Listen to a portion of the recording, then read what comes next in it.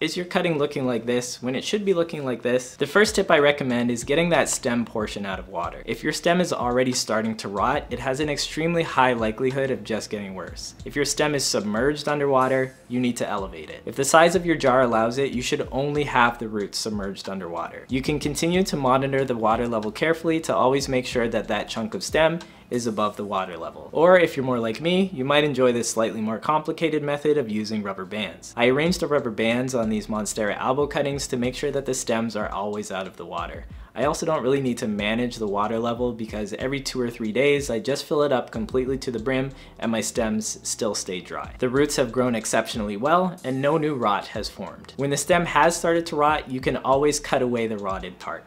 Use a sharp knife or shears to cut away any black or squishy areas. You will also need to carefully check the center of your cutting because rot always starts from the middle. The outside may look healthy, but bacteria is still in there. Think like moldy bread. You can remove the mold that you can see, but the fungi is probably still throughout the entire piece. Once you've cut away most of the rot, the most crucial part is to use an antifungal or antibacterial. In the past, I've recommended unpasteurized honey or cinnamon, but now I really do recommend you consider using sulfur powder. Sulfur powder will change the pH levels to make it more acidic, and that will make it inhospitable for bacteria and fungi to thrive and survive. While I do recommend using sulfur powder on all of the fresh cut areas of your stem, you do have to be really cognizant when you're using it on your roots. Sulfur powder will disrupt all bacteria, including beneficial bacteria that helps your roots stay strong and healthy. If your roots themselves are rotting, pull off any of the rot or consider cutting them back and starting over from almost the beginning. Because your plant is struggling with bacteria causing root rot, you need to think about changing your water more frequently. And also isolate your plants. Absolutely never mix an unhealthy rotting cutting with a healthy cutting. That bacteria can jump from one plant to another through the standing water in your propagation jar. Access to oxygen is extremely important to root health. So if you can't use a water bubbler in your actual propagation jar, you can consider switching to a medium that will provide more oxygen to those roots.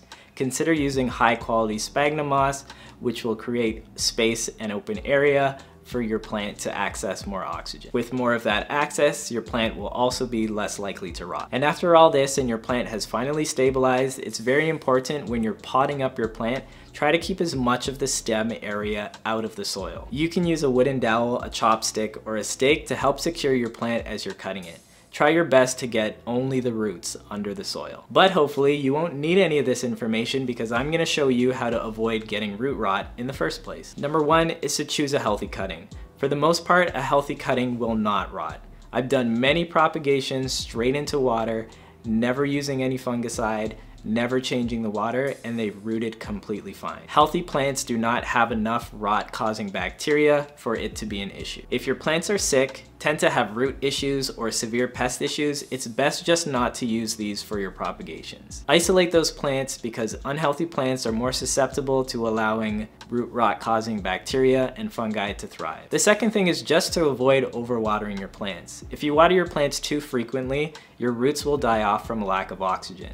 This anaerobic soil is the perfect breeding ground for root rot causing fungi and bacteria. The third thing, I said it before and I'll say it again, stop misting your plants. When you mist your plants indoors, that standing and stagnant water creates the perfect environment for opportunistic bacteria and pathogens to form. It's really the perfect breeding ground for something to infect your plants, especially if they're already weak. And those pathogens are generally something that can hop from soil to soil or from plant to plant. The next thing is creating good airflow for your plants. Consider investing in a small fan, especially if you're using a humidifier or you're a frequent mister. A fan will help water from the topsoil of your plant and on the leaves to evaporate faster. With no standing water, you don't have an environment where pathogens can form and thrive. Number 5, super important, always clean your tools. I always use rubbing alcohol to wipe down my tools before and after cutting each individual plant. Pathogens can spread plant to plant through your tools. Number 6 is using an antifungal or antibacterial. As I said, as soon as you make your cut,